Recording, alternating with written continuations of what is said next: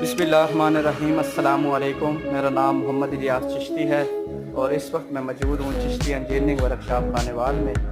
ये manual mixer चलाएँ इसको। मैनुअल मिक्सर शेर ज़मान साहब हमज़ा गिलगित बल्तिस्तान से हैं और ये उनको मिक्सर डिलीवर होने जा रहा है। 20 किलो इसकी कैपेसिटी है। मैनुअल हाथ के साथ चलता है। नीचे इसको जाली लगी हुई है, यहाँ से आप सरफ को अच्छी तरह से छान सकते हैं। यहाँ पर मोटर का स्टैंड बनाया हुआ है। अगर आप आने वाले दिनों में इसको मोटर भी लगाना चाहें तो बआसानी इस फ्रेम पर मोटर लगाकर इसको ऑटो भी चला सकते हैं। ये हाथ के साथ चलता है। 20 किलो कैपेसिटी है। स्टील में बना हुआ है। मैन्युफैक्चर्ड बाय है Chishti chemicals and engineering workshop Khanewal. अगर आप भी इंटरेस्टेड हैं तो दिए हुए नंबर्स पर रब्ता करके मज़ीद इंफॉर्मेशन या इस तरह का मिक्सर मंगवाना चाहते हैं तो नंबर पर रब्ता कर सकते हैं।